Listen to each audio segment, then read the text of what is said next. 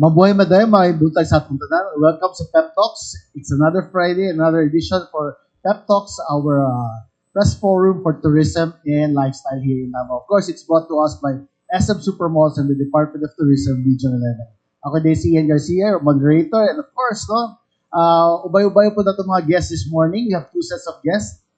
Di ato padugay-dugayon pa no, sugdanan nato ato ang PEP Talks. First, we have with us from Suguta from the far right, we have Mr. Jacob BALILI, the VP for Admin of the Philippine College of Technology. Mabuhay mo tayo, may buntag sir. Ay, Mike. Mabuhay mo tayo, may buntag. Mabuhay madayaw. I'm Jacob BALILI, the Vice President for Administration of Philippine College of Technology. Alright, thank you so much. We also with us, the Sales and Marketing Manager of Panorama Summit Hotels, Ms. Jessica SEGURA. Mabuhay mo tayo. Mabuhay madayaw, Sir Ian, and mabuhay mabarayaw to everybody else. Thank you for having us here at the PEP Talks, sir. Mabuhay mo tayo. And of course, kauwa nato ang lead organizer of the Reach to Reef Environmental Run, Ms. GABRIELLE. But of course, naging putya ng Davao po siya, no? Kasi nga year gani? Diwa ng Davao, Yes, of course. 2025. 2025 last year. Yes. Yeah, so mabuhay ug madayaw. Thank you so much no for accommodating. I'm so excited to share with you all what we have no for this upcoming environmental run. Alright, thank you so much, Dana. And of course, higala nato, no? Suki nato din sa PEP Talks, immediate past president of the LTB Chef Association Davao Chapter. LTB is Litok Blanches. Lisod ko siya, Lisod siya Litok. Litok, oo. And then here for the upcoming Davao Culinary Cup, Chef RAFFY, YROMA. Hello, maayong buntag sa tanan. Mabuhay, madayaw. So, I'll be also giving some information later on regarding with the Davao Culinary Cup 2026, the 11th year of DCC. Alright, so daghang salamat and welcome to our guests to PEP Talks. Unahan ako with our ladies, no? Maybe we can start with Dana. Kung unsa ning environmental run all about, and then what is your organization all about also? So basically, Reach to Reef Environmental Fund Run for a Cause version 4.0 is organized by Reach to Reef Incorporated. It's an environmental consultancy and construction firm here in Davao City. So basically, this is our CSR. It's environmental run for a cause because the parts of the proceeds of this fund run will go to the tree growing program in MARILOU with the Matigsalog tribe. Also with the coastal cleanup activities happening every weekend with the Bantay Dagat Volunteers Association of Davao City. So we're so happy no because this is its fourth year. So it's a milestone for us because 4 years na siya. So it's really a success and I would like to thank my fellow Davaoenos and all of those that are running enthusiasts no, that they keep on joining our fun run, not just for fun and not just for the run but for a cause as well. So see you this June 27. No, registration is ongoing. So I hope there will be more participants this year as compared to our previous year. How many sa Obrero, no? Is it Yes, the one? our office is sa Obrero. But also, I just like to share na lang din na it's one of the registration sites aside from our page. And then we also have a registration sites sa Tobias and sa Podium. So yun. Just to give our friends a little background about Reach to Reef, what does your organization do? So Reach to Reef, first, it's an environmental consultancy. So what we do, we assist our clients, especially those big companies no, that needs environmental compliances like environmental compliance certificate. Sometimes the DEN or EMD mandates them to have, for example, water quality monitoring every quarter just to make sure no, that these companies manage their environment well no, during their operation. So that's what we do. We assist our clients. Apart from that, our construction side naman, or to our construction, we build environmental infrastructures to be specific. Like for example, sanitary landfill facilities, which is lahat ng LGUs are mandated to have our sanitary landfill facilities based on the Ecological Solid Waste Management Act, RA 9003. No? So that's what we do. We assist LGUs. Also, we construct wastewater treatment facilities for the companies to be able to manage their wastewater, no, to ensure that the waste that they discharge on their nearest drainage system or surface waters pass the standards of the DN or EMD. So like that, and then septic treatment facilities and so on. So that's what we do. It's leading towards the environment talaga. All right. Okay, so we'll get more information later, no? Pasa naman ito kamay kay Ms. Jessica. So I heard that you have a lot of promotions and activities coming up for Panorama Summit Hotel. So tell us about it, Jessica. Yes, Sir Ian, that's correct. And again, once again, mabuhay Badayaw. I'm again for those just to repeat, I'm Jessica Segura. I'm the sales and marketing manager for Panorama Summit Hotel. And since June is just around the corner, as we all know, June is when Duao Davao Festival will take place. So we're gearing up for that and making sure that we'll be able to cater to all of the tourists who we're hoping to be coming in to celebrate that festival. So first off, we have the Duao Davao room promo. We'll be giving a very big discount for those who will be staying a minimum of 2 nights in our deluxe room. It'll be at 2,900 per night. It's already inclusive of breakfast for 1 or 2 people. It also has use of the swimming pool and 1 hour free use of our pickleball court. Yes, just to inform everyone, we're one of the few hotels, or actually, I think I think the only. the only I think the only hotel, right now who's Is has it the their same? own. Mo ba ninyo ang tennis court before? Yes, it's right beside the tennis court. Okay. So We're- nakagapon. Nagyapon. We're the only. I think we're also the only hotel that still has a functioning tennis court that's covered. So you get protected from rain and sun. So yeah, so 1 hour use of pickleball court will be given to those who will be availing of our Duao Davao room promo. Of course, for everybody's information, no, ang location of Panorama is in Tigato, no? Buwan. That's correct, sir. In Tigato Road, Buhangin District. Okay, sige. Oh, so pa dapat tayo, for summer ba na ba yung mga activities po? For summer, actually, sir, not only that, we're also gearing towards for Independence Day. Independence Day. Opo, we also have since 3-day weekend siya, 3-day long weekend siya. We will be we're basically highlighting our website promo rate. So for those who wants a weekend staycation, you can go to our website and book directly there for only 3,000 pesos per night, inclusive already of breakfast and use of the swimming pool. So talagang staycation siya for 3 days within the city lang din. Correct. And nilang pool, one of the biggest there is sa city. Mini Olympic size siya, sir. Kalino ako mga pamangkin diyan ng swimming. As in, grabe. And the pool area also is a very big area for those who want to have events or big birthday party celebration, Yeah. anniversary. We can actually accommodate 500 guests sa pool Pool area area. pa lang. Very big siya, sir. Alright. Opo. And also for Father's Day po, sir. Father's Day, as we all know, will be on June 21, the third Sunday of June. We will also be having our Father's Day treats. So we're inviting everyone to bring over their dads and treat him to a special lunch or dinner. We have a set menu for only 700 pesos. And you can dine at our New Orleans restaurant or have it set up in the pool area for those who want to go swimming also right after. After eating, is swimming natin siya para ma-exercise, di ba? So you can just call us for reservations or pool bookings. Okay, thank you so much. Later, I'm sure our media friends have also questions about your upcoming promotions. For Mr. Jacob Balili, of course, he's the VP for admin for the Philippine College of Technology. So tell us a little something about your college. Hello, I'm from Philippine College of Technology. It's a school located here in the Central Business District of Davao City in Bahada. It's around 5 to 8 minutes walk away from Abriza or Victoria Plaza. So PCT has always been focused, or we have our DNA is really into technical education or tech book training.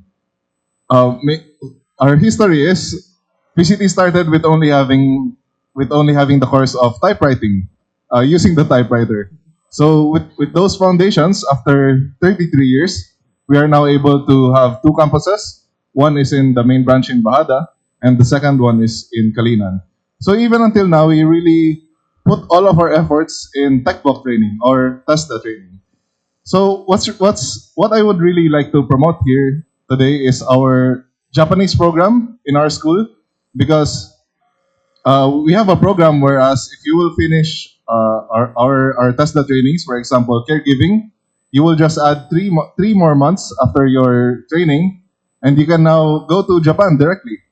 So it's a huge skip if you think about it. If you will graduate a bachelor course here in the Philippines, once you get out of the education system, you will probably land a job that would pay you around 20,000 pesos. That's just an average, no? And that's already a positive note already, optimistic to have 20K. And you will study for 4 years. just to achieve that. Meanwhile, in PCT, if you will just take the caregiving route, for example, because that's one of our best performing programs, after 6 months, and you will add 3 months of training, you can now go to Japan and you will earn at least 80 to 100,000. So that's a serious jump, no? From 20,000 to 100. And not to ano, it's really hard to have that salary grade here in the Philippines. So that is why PCT we really offer those types of programs because there's a need to it. And here in the Philippines, this is not a secret anymore, but there's what we call the educational crisis in the education sector. It says in the data that 38% of college graduates are currently unemployed. So it's no longer a guarantee that you will graduate college, a bachelor degree, and you will land a job. And especially with the rise of artificial intelligence, that 38% could become 50 in the next few years, or maybe I don't know. Let's just hope for the better. But it's really grim in a sense of people. I mean, students are really studying, giving all of their hard-earned money to get a bachelor degree, and only to be employed with minimum wage. So there's really a mismatch, no? There's a gap between the industry and the academy. So once again, with PCT, we really want to promote TESDA training, because we believe that TESDA can bridge the gap in a sense that students will have other options rather than to just study for a very prestigious degree. Why not rather just learn a skill and go immediately to the industry, or better not abroad? So that's just an overview of our program, of our Japanese program. So thank you. Yeah, that got us interested, no, in the Japanese program. So how does it work, sir? Like if you study, let's say, caregiving, or how many courses do you offer now? Okay, so I just mentioned caregiving because it's our shortest program. It's only 6 months, but we also have automotive that would run around 3 years, and we also have HRM, I mean hotel and restaurant management for 2 years. So how it works is that we have a partnership with Global Human Resource Support Hamamatsu. It's a company based in Japan. So what our partnership is all about is the students will graduate in PCT. They will learn the skill, for example, automotive or caregiving, and then they will just learn the Japanese language for 3 months after their training, and then yes, they will be hired immediately to Japan. Is 3 months enough to learn the Japanese language? Very good question. 3 months is the most minimum time for you to pass the JLPT exam. But for some students, they could already pass it with just 3 months. But some students would need to study more. It really depends on the student's capability. I see. That is basic conversational Japanese, more or less. NC, I mean, N4 and N4 and N5. So that's pretty much basic communication. I see. All right. Okay, so I'm sure interesado po sila to know more details about that. Pero how many courses do you offer now? So From typewriting to so right now we have around 23 courses. 20 courses. So that's all divided now into TESDA, DepEd, and CHED. So just to give you a context, 4-year programs are under CHED. So those are the bachelor degrees. TESDA programs are 3 years and below. So that could range from 6 months to 3 years. And for DepEd, that's basically high school. So in CHED, maybe around 10 courses, and TESDA more than that, and DepEd konti lang. All right, thank you so much, Sir Jacob. We'll get back to you later. Okay. We'll get more information about PCT. Pasa naman nato kay Chef Raffy. Of course, this is an annual event, no, here at SMX. No? Yes po. So tell us more. What's the difference between the past Yes. Davao Culinary Cup in these years? Thank you, Sir Ian. So Davao Culinary Cup 2026, the 11th year of the DCC, called DCC Davao Culinary Cup. And we started 2015, and this competition is actually open to all the students who are under culinary or hospitality, even the resort, hotel, and restaurant. Over 200 participants are participating. Companies, schools, no, are actually joining the competition. And we have also board of judges from Manila, no, our honored judges who are coming in, more or less 10 of them, headed by Chef James Antolin, Chef Brando, Chef Cheng, celebrity chefs, no, are coming here. Of course, with our founder, no, founding president, Chef Salome Sali San Jose. And then we'll be having also our orientation and the B medal, we call it B medal, a training for all those who will be joining this coming May 28th at Salomis Garden. So it starts at 1 to 4, and then 4 to 6 p.m. will be the orientation for all those participants. So I will just also, I think, read what are those category. So we have the Filipino cuisine category. We have also young chefs. We have Western cuisine. We have plant-based category. We have also pasta. We have local fish and seafoods, creative breakfast, and US beef category, and poultry. So those are the savory. Meron din tayong mga pastries. We have wedding cake, theme cake, we have dressed the cake, and then we have a fantasy dessert, and then the Filipino modern desserts also. So nag-start na po yung mga magpa-participate, no? Nag-register na po sila, and pa few months, no? They also have their practices. So this coming June 18, 19, and 20 will be the competition, will be the showdown here at SM Lanang Premier.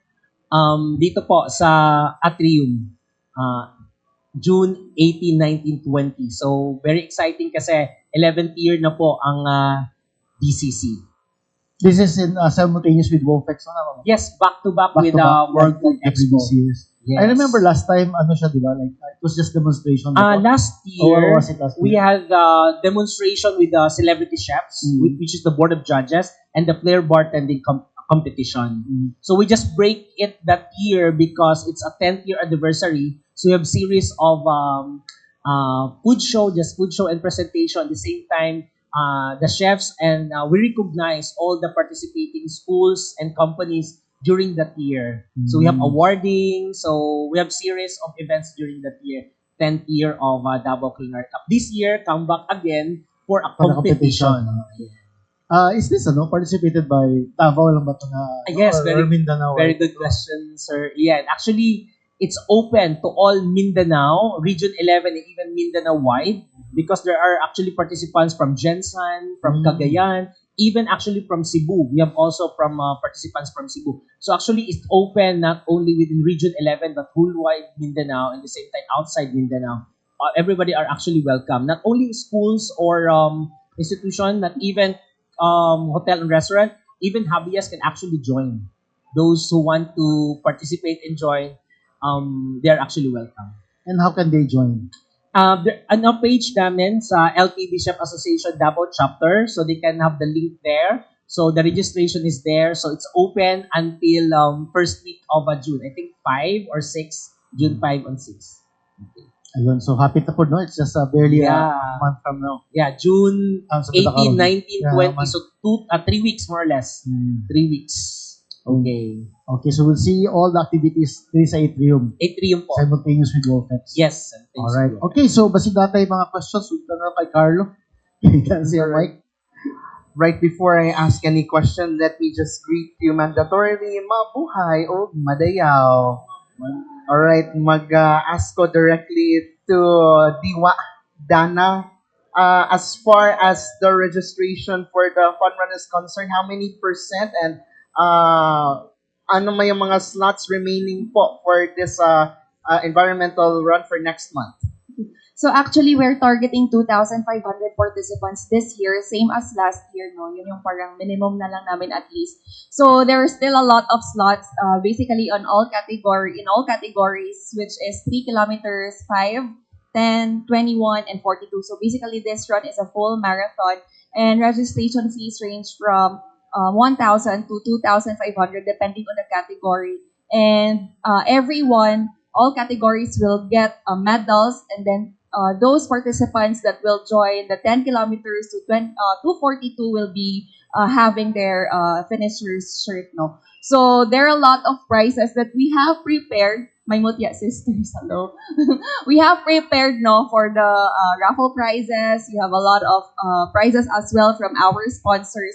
So I just hope that everyone, or to those who are interested, they'll join on this cause. Registration again is ongoing. They can reach out us anytime through our Facebook page. It's very responsive because as of now, yung website namin actually for registration is down siya as of yesterday. So we're pulling it off, no, para mabalik namin yung efficiency ng registration. But for now, there's still a lot of slots to answer your question. So please, please, please register now and be with us in our environmental causes. Follow up, Dana. I don't want to spill the tea, but are there any prominent personalities that had joined and will join again for the fun run for next month? I invited, no, my Mutia sisters, and hoping that the Reigning Queens this year will also be joining. I haven't sent the invitations yet, but I believe that my Mutia sisters, especially the past Mutia ng Davao Association, will also be supporting this cause. So I hope that they'll be able to join the fun run as well. I'll turn over to Sir Jacob. Sir, mag-ask ko, as far as PCT is concerned, kumusta naman ng enrollment for the time being despite nga na mga struggles nga nahitabo? Well, in distressed economy, no, it's like a domino ba. So it will all slowly fall down. But education nasa last pa yan siya ng mga domino. So it's not one of the education is very resilient actually when it comes to distressed economies or nagbaba, because people will always think in good times they would want to learn, and even in bad times they would want to learn.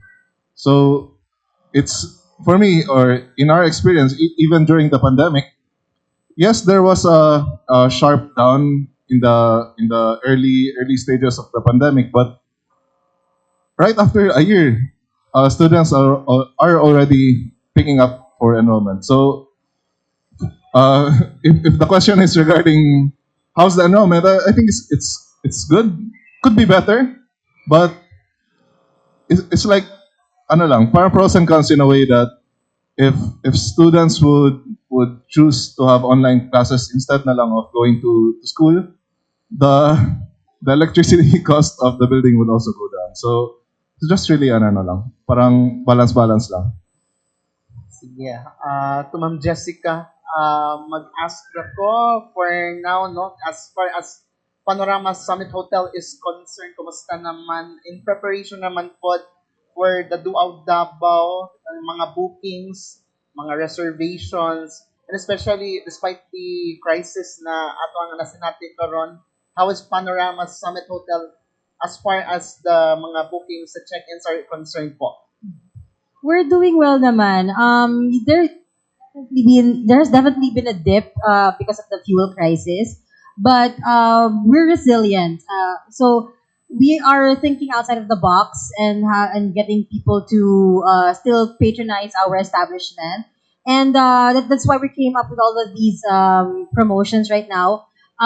Most bookings actually go through online travel agents, but what we're offering has a lower rate than that, and it's even a better perk because you get free use of the swimming pool and 1 hour use of pickleball court. So that's a huge plus, I believe, especially with nowadays it's kind of very hard just to book one court here in the city right now, even with all the courts opening up.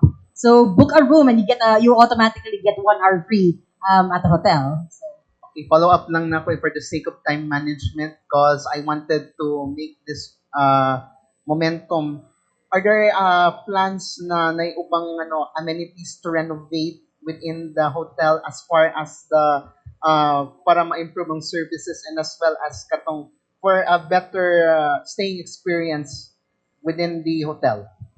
the hotel actually went through some renovations already way back 2024. So right now we're just basically just adding some a bit more small amenities like yung mga cubiertos, new glasses, I guess, new plates, to replace those that were broken over the years. But there's a major plan that the owners have. I am not sure that I'm able to share it at this time though. But there's definitely something major going on that will be going on. Hopefully within the year, they'll be adding something that every Daboyano would definitely love.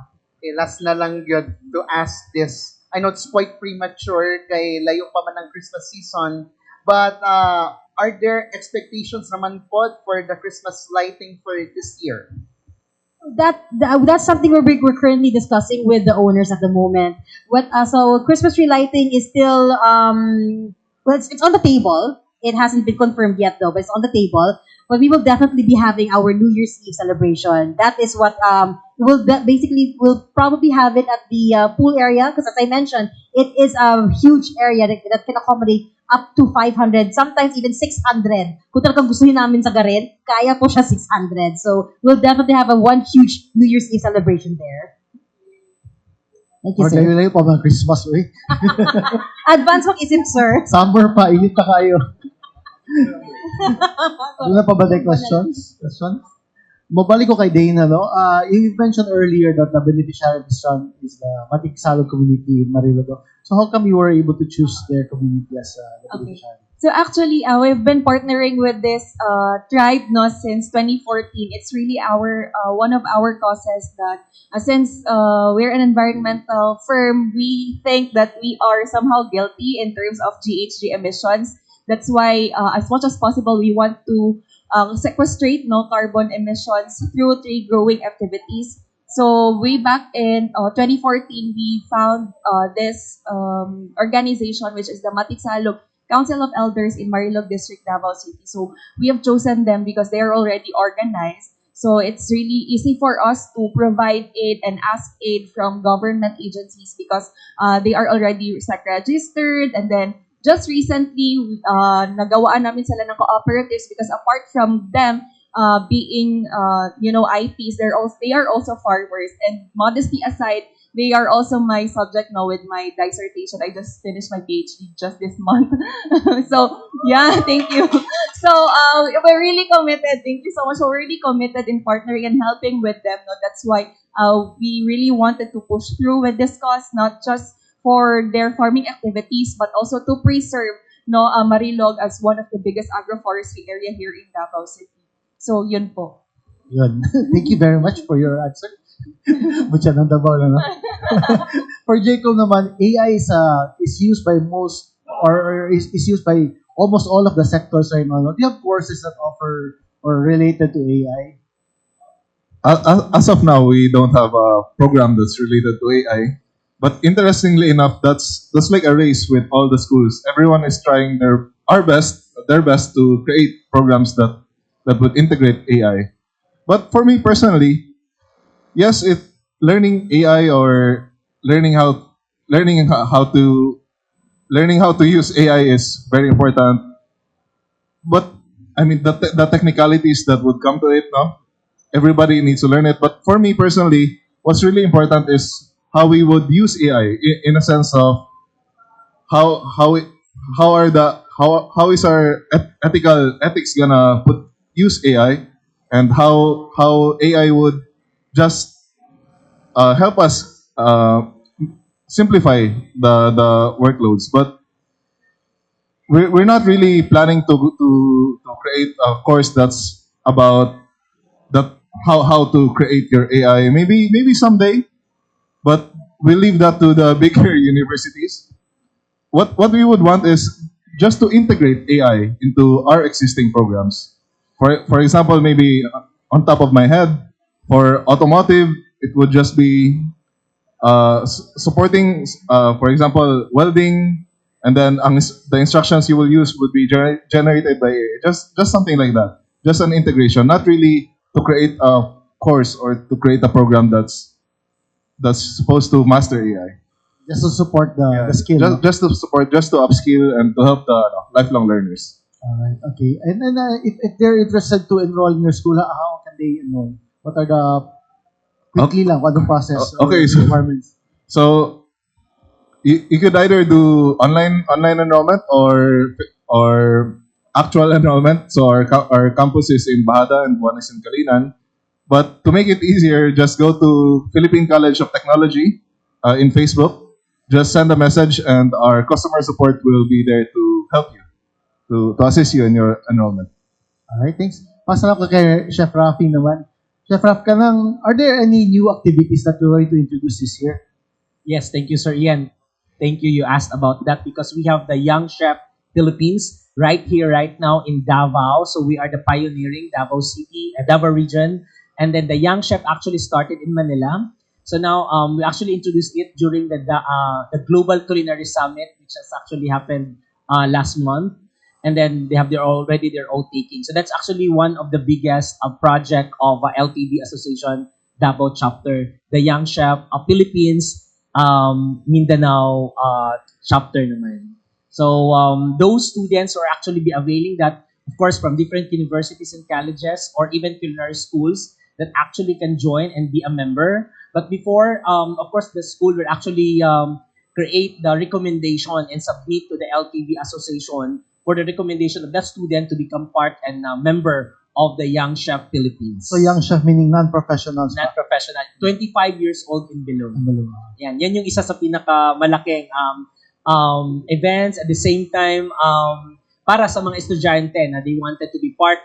Kasi yung LPB, of course, those are the matured one who are actually practitioner in the academe, in the restaurant, hotels, and LPB is not only in the Philippines association, but it's a worldwide association. That's why that L is Lean Talk Blanches LPB Association. No? But in the Philippines, and then we have also Davao chapter. So that will be launched during the culinary cup. Yeah, everyone who are actually the member and the officers will actually be here during that time.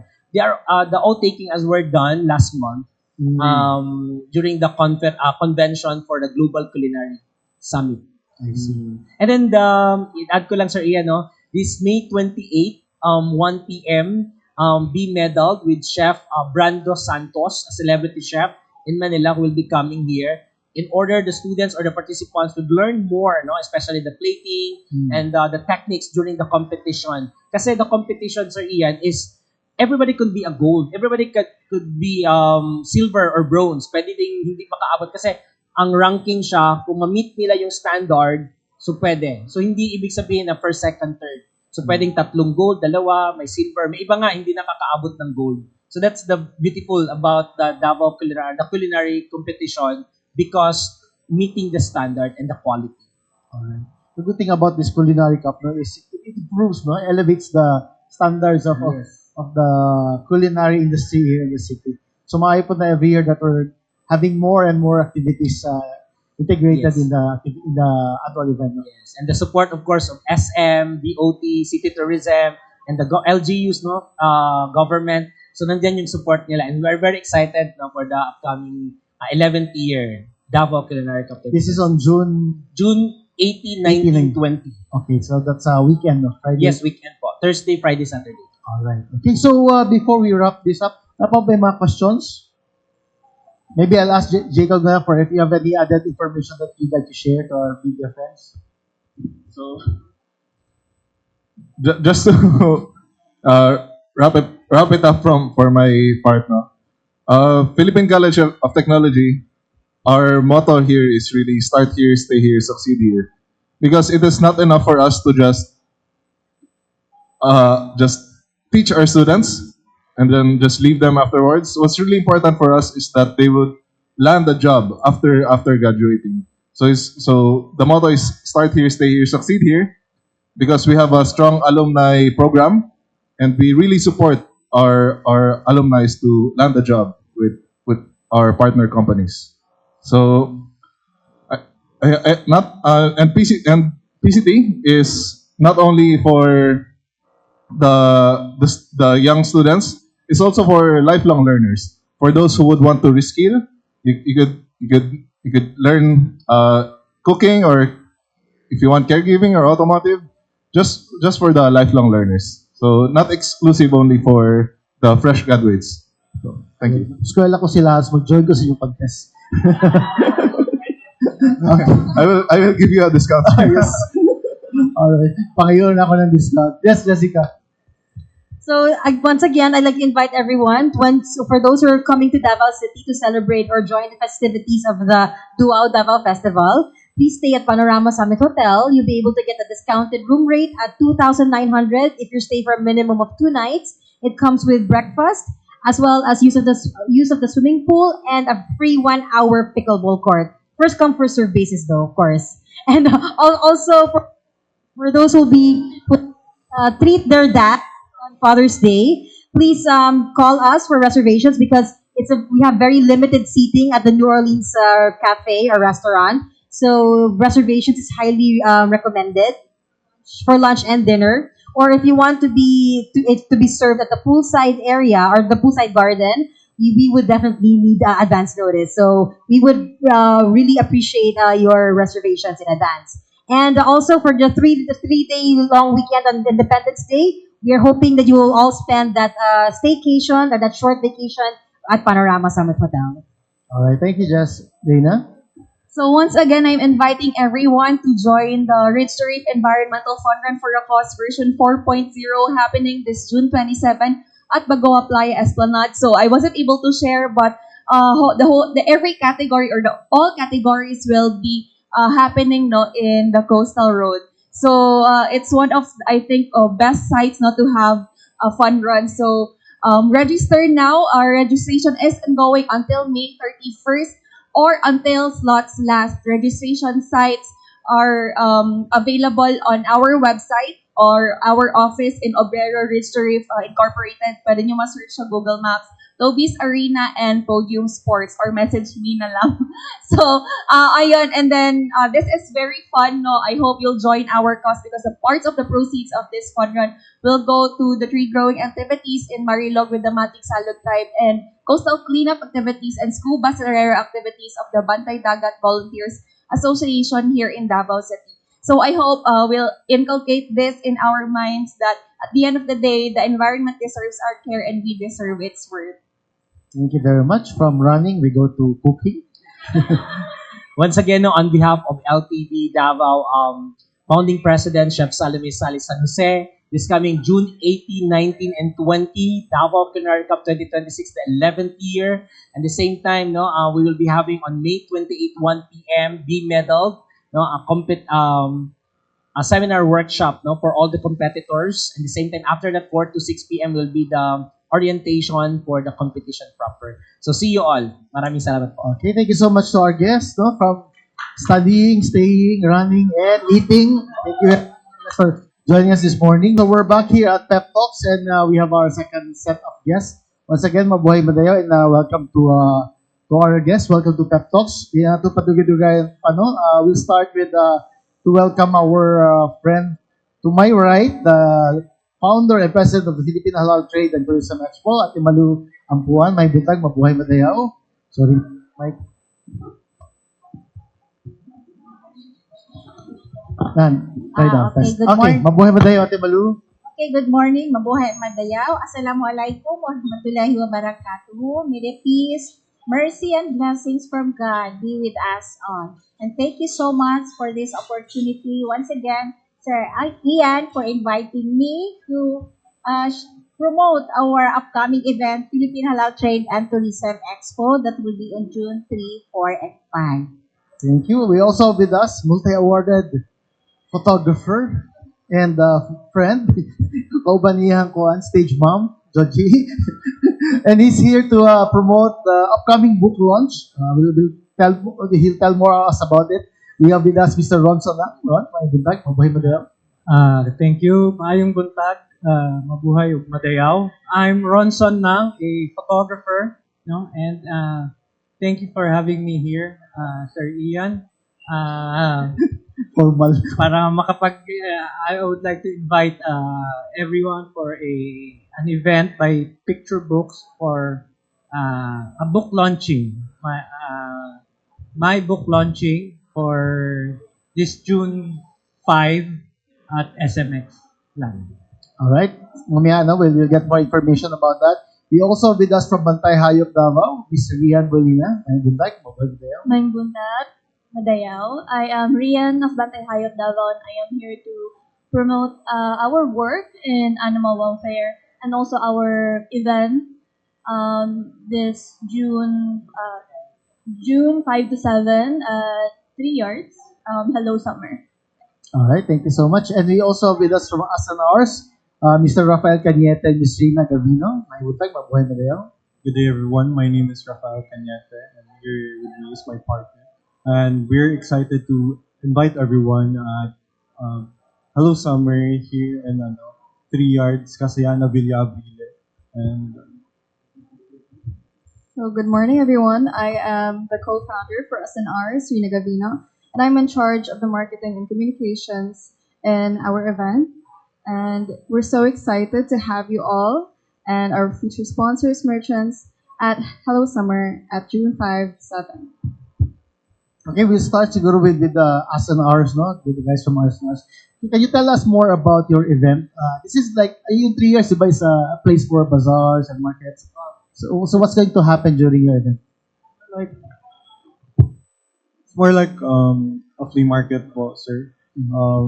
But the difference between us and other flea markets is that every after event namin, sir, is that we support a community po. So from previous events, we help indigenous people schools, and now we partnered with Bantay Hayop Davao this time around, and then we're big thanks to them for being responsive, and also they're one call away then. So yeah, it's more on inviting local businesses, artists, creatives, and also starting entrepreneurs. Do we already have a list or at an idea of the kind of products or commodities that we're going to see in the flea market? Um, it's more like the generic types. We have the photo booth, we have foods, we have like anik anik. We have many. We have the challengers game, like the reaction games. We have many, interactive games as well during our events. And Bantay Hayop Davao also plans to establish a booth with.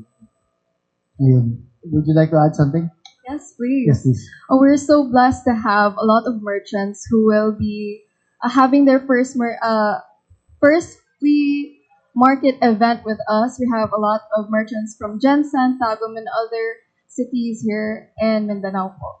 So we're Ayun. very excited to have them. How many merchants are you expecting to join the We're expecting around 40 plus merchants, and currently we still have slots open, around 15 slots. So if there are any merchants who are still interested in joining us, please contact us at the Us and Us Market dot market in IG or the Us and Us page on Facebook po.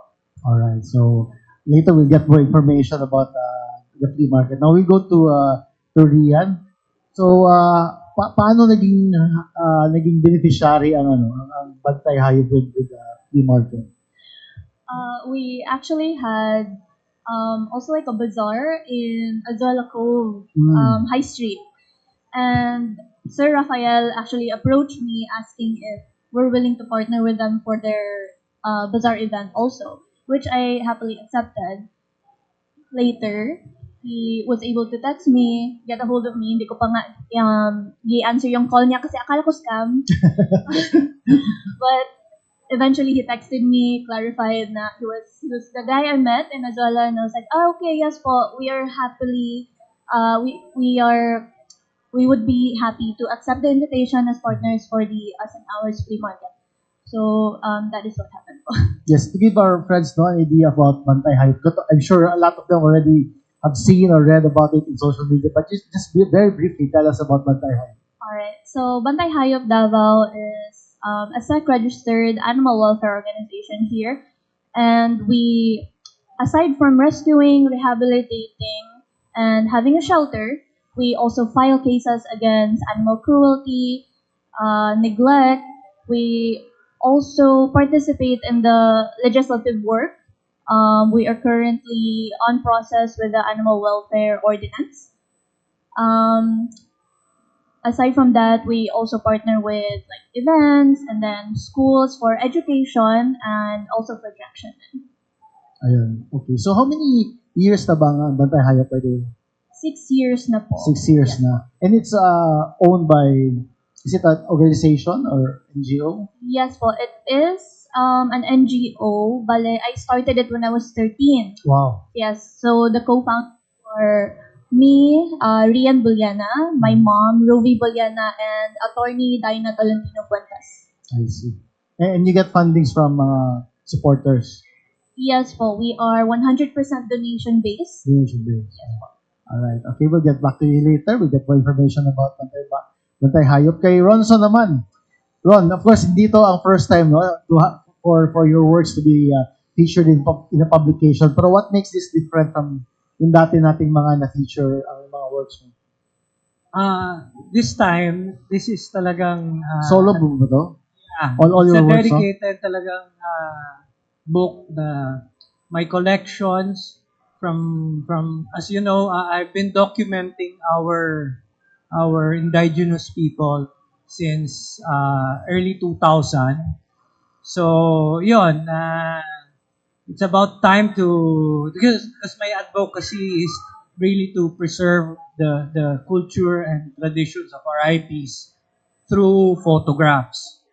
So, luckily, the picture books is coming here in Davao during the PTAA Travel and Tour Expo this June 5. So, that's where the event will be for the launching of two picture book. Will have two events actually, my photo book launching and also a workshop, a shoot for a photo book workshop by Mr. Noli Gabilo, who's also a well-known travel photographer. No? So it's gonna be 2-day workshop, June 5 and 6. The details are in the Facebook naman. So, and the other one is my photo book launching. The title of the book is Vanishing Frames, Faces of the Archipelago. Yes. Anong ma-expect natin ng mga images na makita dito? Are these just mga IPs or may mga iba pang mga photos of the Philippines? It's all IPs, but there are landscape pero it's all within the ancestral domain. No, I want to show not only the culture but also the beauty of the ancestral domains of our IPs here. So, yun, sobrang dami nga ng I've been shooting for the whole Philippines talaga for all the our IPs. From the north, saan yung pinakamalayo na cover mo for this book and sa south? Ang naka-feature ngayon is in Batanes. Batanes Sa pinakamalayo. Batanes. And sa south, hindi pa nakasama yung mga sobrang layo. No? I go as far as Sitangkay and Tawi-tawi. but the featured IPs now is from Luzon, Visayas, and Mindanao. Yung So mga well represented. So walang ano dito, walang sisigaw ng lugi kasi wala sila. So most of the IPs will be here Yes. sa book. Okay, kay Ate Malu naman, ito naman is also an annual event no, here in Davao, which is the Philippine Halal Trade and Tourism Expo, which will happen ano sa Asia, Ate Malu? This is on Okay. Thank you so much. The annual event, our advocacy promoting halal trade and tourism expo will be this coming June 3, 4, and 5 at SMX Lanang, Davao City, of course. So we are inviting our media partners and thank you so much for this opportunity, Sir Ian, para po mapaabot natin sa media natin to help us promote and aware the industry that we continued our advocacy with the support from our media partners. And this annual event, we have this regular trade fair show for 3 days. And then we have this halal social responsibility that we were able to reach out as part of our support to our industry and citizens in Davao or resident in Davao. Meron po tayong free medical services during the 3 days event. So help us invite more to come for that to avail that free medical services for 3 days, supported by the Department of Health and also from the City Health Office. And aside from that, we have also this Philippine Halal Industry Summit that will be on June 4. So it will be hosted by Mindanao Development Authority. So same po area at the plenary, function room 1 at SMX Lanang. And also we have a business networking. So inviting our industry players, lalo na po yung hoteliers and different organizations na we have to use this platform para po magkaroon tayo ng access how to avail as one of the Muslim-friendly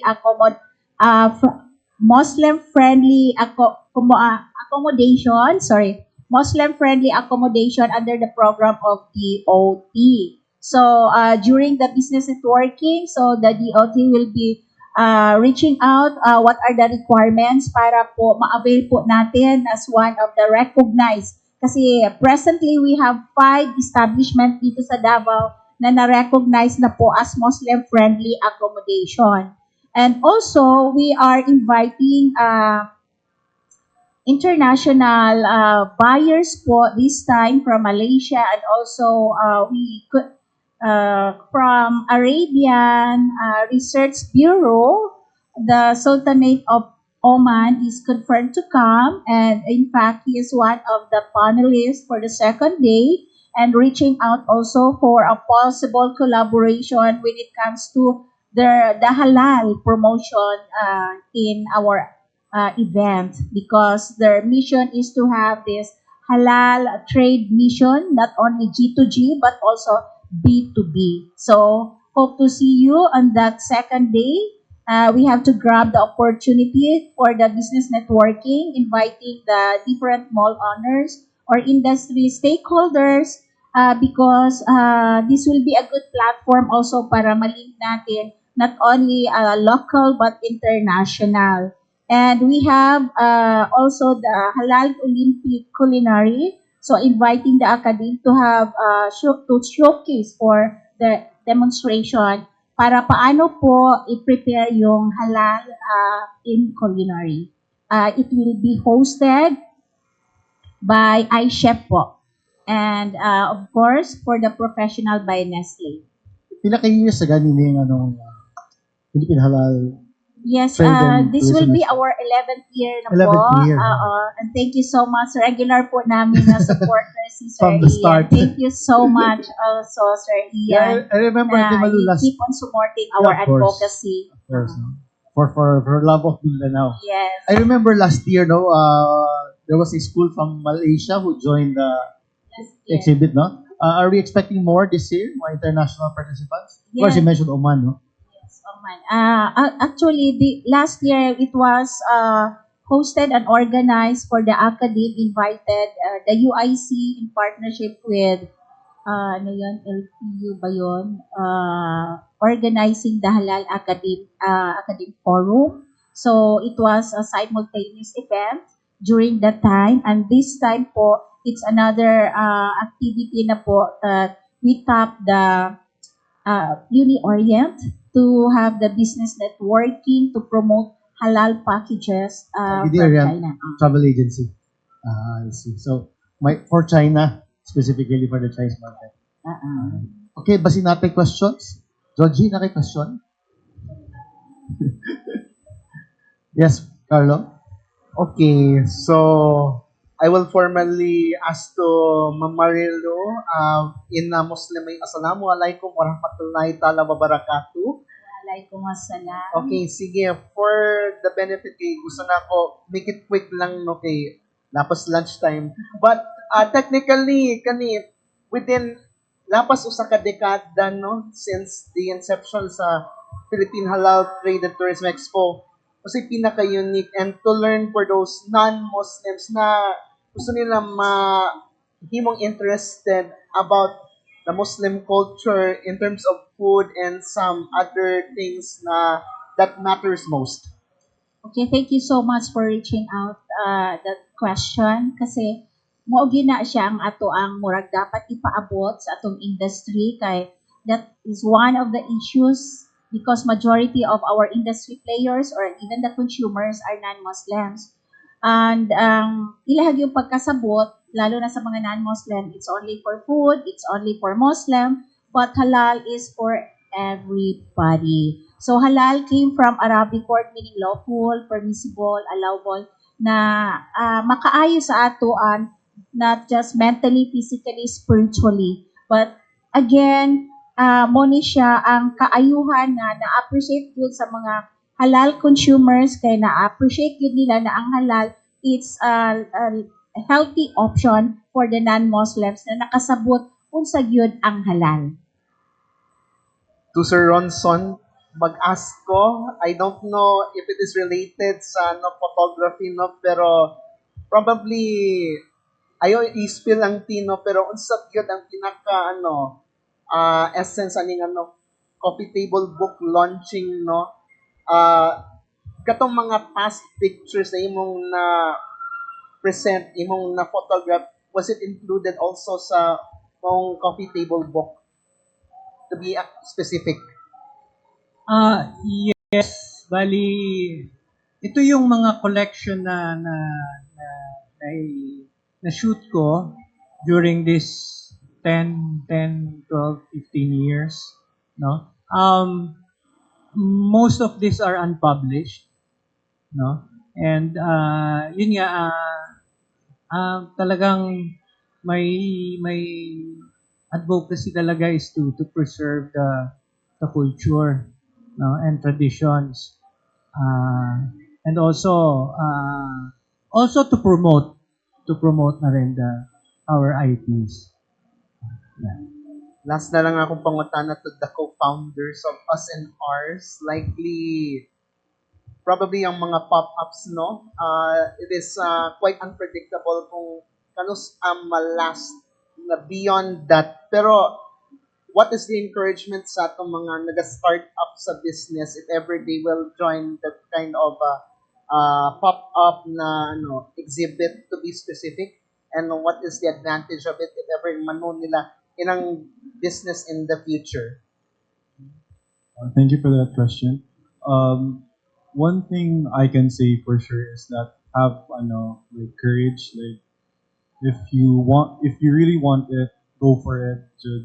And the benefits of joining a bazaar is that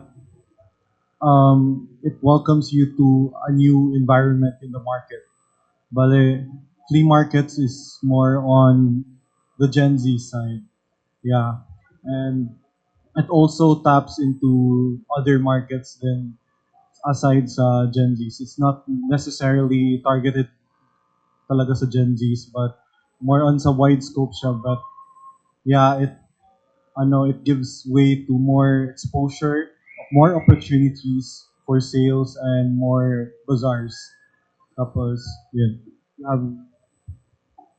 Yes. So what sets us and ours apart from other organizers is that I personally am a business owner po. So we try to look at the perspective of our merchants and we try to give them the best opportunities that we can give for them. We try to make the process of having a pop-up, especially for those first-timers, to be as easy and effortless as possible po.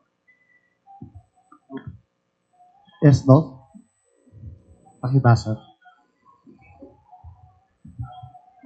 A quick one lang to sa pop-up. How profitable is, kasi sabi mo business owner ka, how is it, gaano ba siya ka-profitable na magkuhan ka sali ka sa bazaar or flea market considering na ikaw yung sa negosyo, you're into a new business?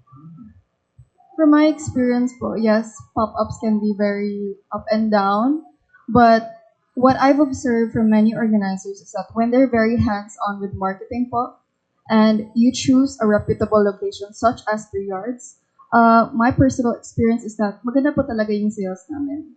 And what can really help with the experience po is when we have organizers that are also hands-on, that are also very helpful in the process po. Okay, thank you. To Ma'am Malu, kasi bago lang nag-ASEAN sa Cebu yung BIM Iaga, how does it impact sa halal? Because, di ba, nag-account tayo sa sub-regional, yung mga, yung naka-attend ako, may mga Malaysia from Sarawak, yung mga halal products nila. How does it impact or affect yung ating sub-regional trade on halal? Yes, sir. Very good question, sir. Kasi we have this team this year leading the ASEAN Way para as the host for the ASEAN for this year. Ito po yung team natin advancing the Philippine halal ecosystem from local excellence to global sustainability. So, paano naka-affect ito sa ASEAN country? We are positioning as the halal hub in Mindanao. And in fact, if you try to explore the data, ginagawa pong benchmark ito si Davao City for that collaboration. And one of the highlights during the event is the soft opening of the Universal Halal Hub. And that platform actually will help MSMEs to to to be more competitive kasi after the expo some of the MSMEs were not able to showcase their products kasi malaki ang cost, but having this universal halal hub, they can put their products para alam na nila kung saan kunin within the heart of the city, so it's cost less for them to have the marketing and promotions for the halal and halal potential food products and services. And that will be the platform also to link to our ASEAN market. Okay, last question to sa Bantay Hayop. Because parang nag-guest ka dati, we talk about yung rabies situation sa Davao City, yung how, musta na po, may impact ba sa, kasi we are educating, di ba, mga responsible pet ownership. Kasi may mga maraming lagala, kamusta na yung rabies situation within sa pets? Mataas pa rin po. Currently, the city veterinarian's office are doing their best to disseminate the rabies vaccinations through every barangay. However, the problem arises kasi with irresponsible owners na pinapalabas yung mga aso pusa nila. So, hindi pa rin natin makontrol ang mga tao na hindi palabasin, na dapat talian or dapat nasa loob ng bahay. So, currently, the past 3 weeks, may 3 atang bagong nag-positive na aso. And hotspot na rin yung Shrine Hills. And then, yeah, so rabies is still rapidly increasing po. So, yun. Thank you. To RHONSON, yung sa book mo, because did you use isang camera system when you shoot the images ng isang book, yung sa book mo, or different camera brands? No, itong is iba-iba kasi yung timeline ng mga shoot is yung mga nagamit na photos different, no? So, iba-iba siya na camera system na nagamit ko. So, wala nag-sponsor na camera? Baka naman. Thank you. Pag nag-available na itong book, no, kasi ilo-launch pa lang naman on 1st week of June, no? Saan siya pwede mabili? Or where will it be available? How much? First, sa launching, there will be copies available. No? Then after that, sa picture books, pwede either sa picture books or sa akin, pwede mag-order. Yes, it will be for sale. The promotional price is 3.5. That's a promotional price. But after the promotional price, it will balik na sana. Okay, so they better get the book while nasa promotional. Yes, and yon. Sana makapunta yung I'm inviting friends, no, and especially photographers photographer friends to see the book because problem nowadays kasi yung mga new photographers are lahat ng photos nila makikita mo lang sa Digital na. digital, social media. Yeah. No? A photograph is not a complete until it landed on a print. Correct. Agree. Okay, so before, G, question? Finale. Last question. Last question, John. Thank you, Labs. Pwede mong sabihin kung ano yung quality ng picture book and then that it is also available for those na kahit na hindi photographers na gusto i-preserve sa memory yung kanilang mga photos and pwede rin silang mag-avail, di ba? Yes. Yes.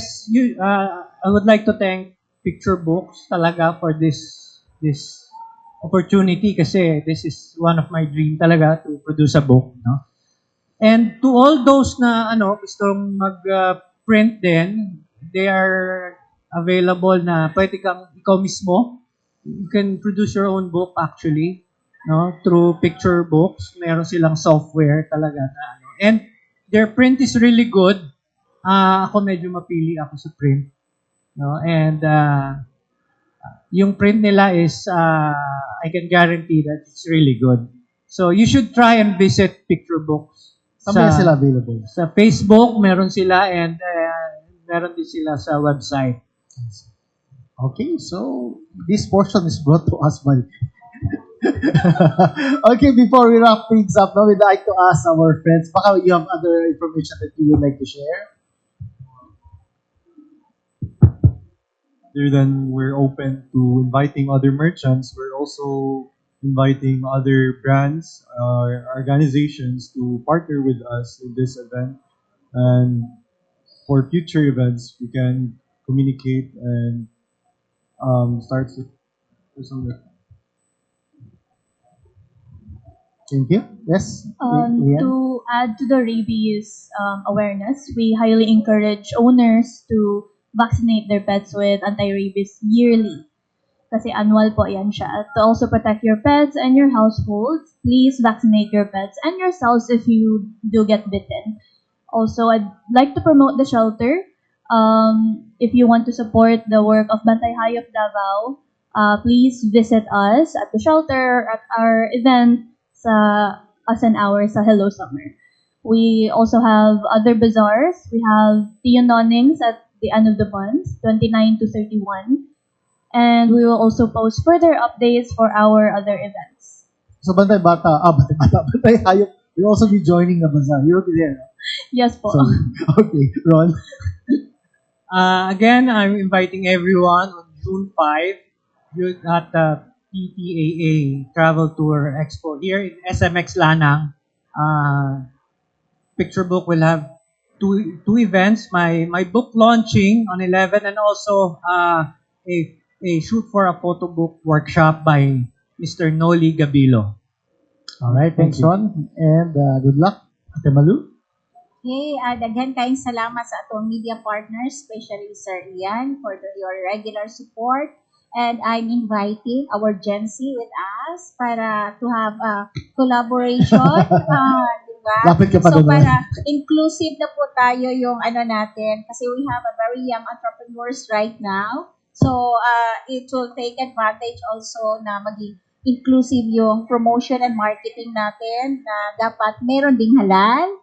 And I'm inviting each one of you to come and support our annual event, Philippine Halal Trade and Tourism Expo. That will be on June 3, 4, and 5 at SMX Lanang, Davao City. Hope to see you and please help us invite to come. Any ages are free for medical services. So thank you so much once again and hope to see you. That will be soon, June 3, 4, and 5. Thank you so much to Rina, Rafael, Rian, Lonson, and Ate Malu. Puro R pala, no? Except for Ate Malu. Thank you so much and we'll see you next June for our next Pep Talks. Thank you so much. Mabuhay mo din.